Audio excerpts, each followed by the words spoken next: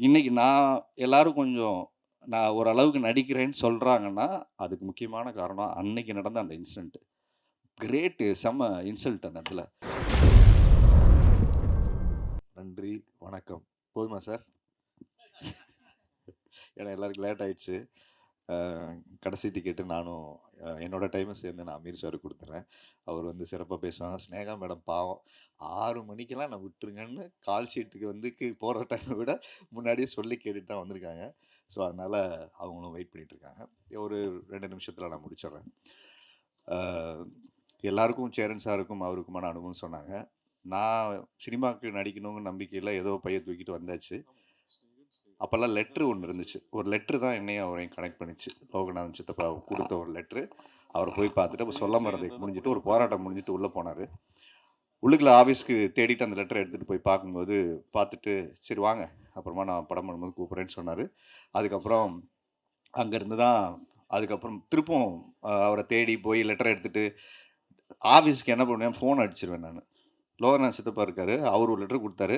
அவருக்கு ஃபோன் பண்ணுங்கன்னு சொல்லி கனெக்ட் பண்ண உடனே, சாம்பசிவன் போல யாரோ சொந்தக்காரங்க போல இருக்கு. ஊர்லேருந்து ஃபோன் அடிக்கிறாங்கன்னு சொல்லிட்டு நேரா மேல கனெக்ட் பண்ணி குடுத்துருவாங்க. 2 தடவ, 3 தடவ கனெக்ட் பண்ண உடனே கூப்பிட்டு திட்டிட்டாரு அவரு. ஃபோன் பண்ணா நேரா வேலையில இருக்கேன். எனக்கு கனெக்ட் பண்ணி விட்டுருக்காங்க.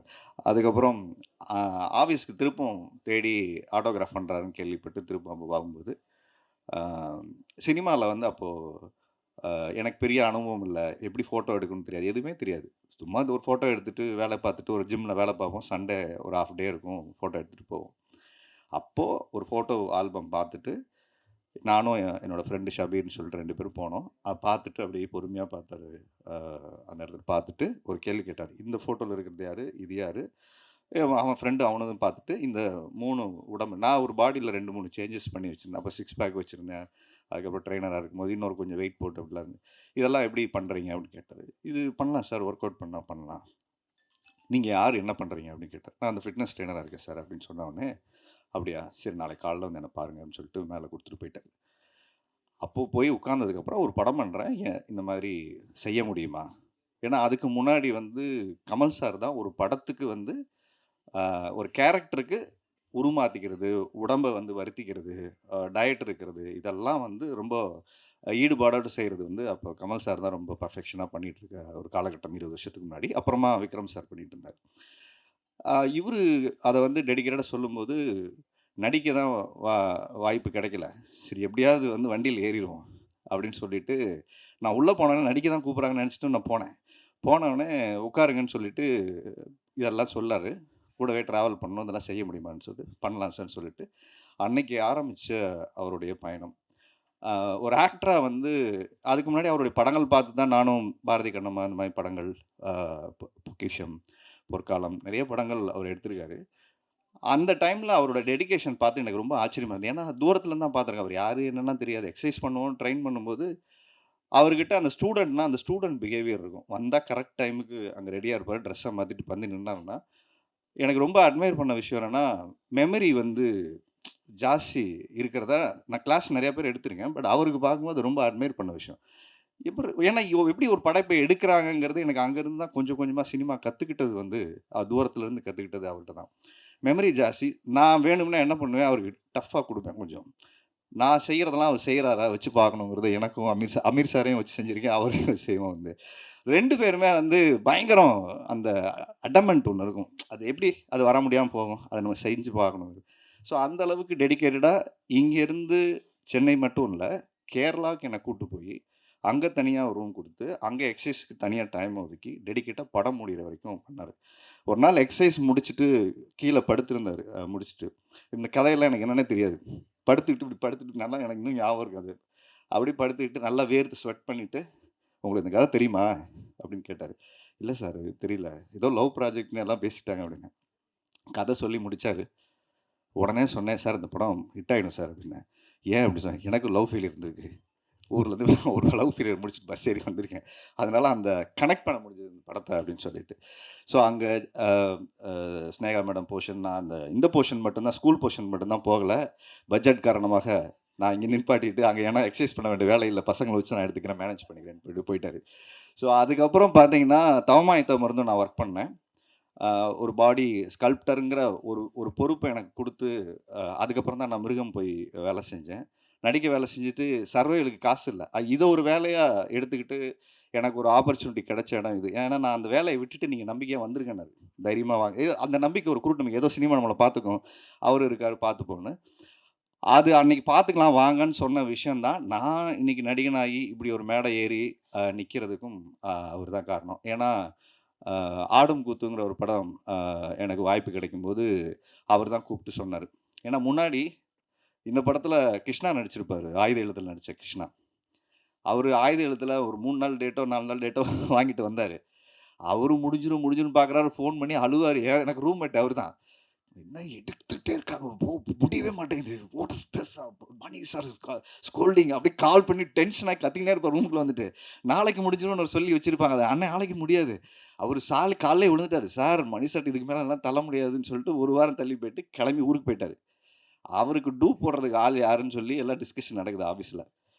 அந்த சாயல்ல யார் இருக்கா? அந்த ஹைட்ல எல்லாம் ஆள் இருக்கும்போது, இப்ப சாமி எல்லாம் வேலையில இருக்கும். சாமிலாம் இருந்தான்னு நெனைக்கிறேன். அவரு எல்லாரும் டிஸ்கஸ் பண்ணிட்டு, அ ஆரி தூக்கி போடலாம் அப்படின்னு சொல்லிட்டு வந்தோனே, இவங்களும் டிஸ்கஸ் பண்ணிட்டு, "இதுல ஒரு கேரக்டர் இருக்கு. அ பண்றீங்களா? அ ஆனா இதுல வந்து படத்துலலாம் வருமா என்னலாம் தெரியாது. அது உங்களுக்கு ஓகேவா?" அப்படின்னு கேட்டு பண்ணாரு. ட்ரெஸ் எல்லாம் அந்த பேடெல்லாம் மாத்தி விட்டுட்டு, அ உள்ள அந்த ஷாட் எடுத்தாங்க. 2 வரி டயலாக். இன்னைக்கு எல்லாரும் கொஞ்சம் நான் ஓரளவுக்கு நடிக்கிறேன்னு சொல்றாங்கன்னா, அதுக்கு முக்கியமான காரணம் அன்னைக்கு நடந்த அந்த இன்சிடென்ட். செம்ம இன்சல்ட் அந்த இடத்துல. 2 வரி டயலாக் பேசிட்டு ஒரு ட்ராக் அண்ட் சார்லி சார் அப்படியே நடந்து வரணும் அவரோட பேசிட்டு. என்னால பண்ண முடியல. நடந்து வரேன் டயலாக் மறந்து போச்சு. என்ன பேசணும்னு தெரியல. 1 டேக் போச்சு, 2 டேக் போச்சு, 3 டேக் போச்சு இப்படி பார்த்தாரு.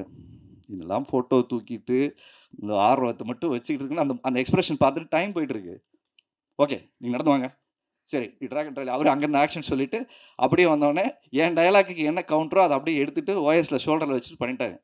பண்ணி முடிச்சு அந்த ஷாட் முடிஞ்சுச்சு. அன்னைக்கு டிசைட் பண்ணேன். ஃபோட்டோவ தூக்கி வெளில வச்சுட்டு ஆஃபீஸ் போய் தேடக்கூடாது. முதல்ல நடிப்பு கத்துக்கிட்டு தான் வேணும்னு சொல்லிட்டு தான், அப்புறம் கூத்துப்பட்டுல இருந்தவங்கட்ட நடிப்பு கத்து ட்ரைலர் பண்ணிட்டு வந்து, இன்னைக்கு இந்த மேடை வரைக்கும் வந்திருக்கிறது மிக முக்கியமான காரணம் அது. ஆ அதுக்கப்புறம் ஆ சேரன் சார் என்ன பண்ணியிருக்காரு, என்ன செஞ்சிருக்காருன்னு எல்லாருமே சொன்னாங்க. பட் ஒரு ஒரு திரைப்படத்த எடுக்கக்கூடிய இயக்குனரா நான் பார்த்த ஒரு முக்கியமான விஷயம், இன்னைக்கு பைசன் வந்து இன்னைக்கு எல்லாருமே பேசுறோம். சாதிய அ ஒழிப்பு சார்ந்த ஒரு நல்ல படம் எடுக்கக்கூடிய இயக்குனரா மாரி செல்வராஜ் இருக்கிறார். அவரு படைப்புகள் ரொம்ப கருத்தியலாக, அதே மாரி சமூக நீதி பேசக்கூடிய படங்களா இருக்கும்போது, 28 வருஷத்துக்கு முன்னாடியே பாரதி கண்ணம்மாங்கிற படத்துல அருவாள தூக்கிட்டு வெட்டுறதுக்கு ஆள தேடிட்டு இருந்தாங்க. ஆள் வந்து அப்ஸ்காண்ட் ஆகி போன ஒரு மனுஷன் வந்து.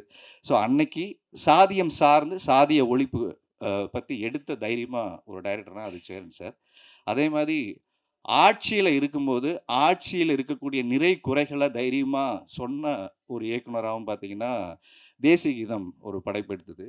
அதே மாரி காதல் பண்றதெல்லாம் நம்மலாம் இன்னைக்கு ஜ அழகா சொல்றோம்.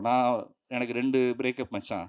4 பிரேக்கப்பு, 5 பிரேக் இப்ப கூட நான் ஒரு ஷோ பண்ணேன். நெறைய யங்ஸ்டர்ஸ் வந்து சொல்லும்போது, ரொம்ப ஆச்சரியமா இருந்தது.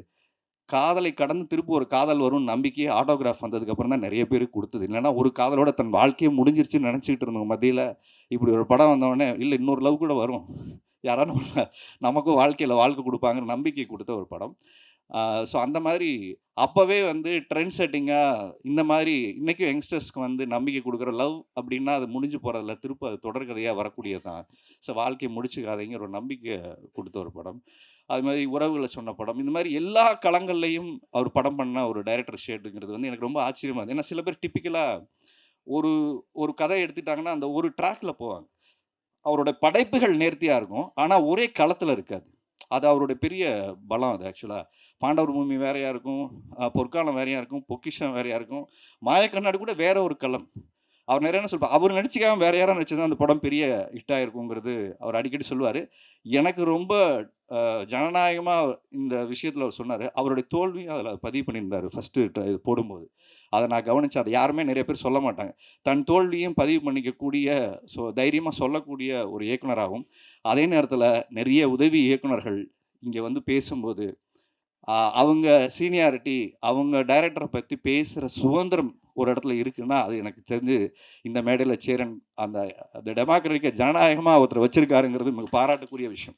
நம்ம ஜாலியா பேசுறோம், ஃப்ரெண்ட்லியா பேசுறோங்கிறது வீட்ல எல்லாரும் வேற. ஆனா, அது ஒரு மேடையில அந்த சுதந்திரம் ஒருத்தருக்கு குடுத்துருக்கிறதுன்னு இருக்குல்ல, அப்ப அந்த ஃப்ரீடமா இருந்தா தான் ஒருத்தர் பேச முடியும். ஸோ அங்கருந்து கத்துக்கிட்ட விஷயம் தான் என்னையும் நகர்த்தி இங்க கொண்டு வந்திருக்கு. ஸோ இந்த படம் அ எல்லாரும் வந்து தியேட்டர்ல பாருங்கன்னு தான் எல்லாரும் சொல்லப் போறாங்க.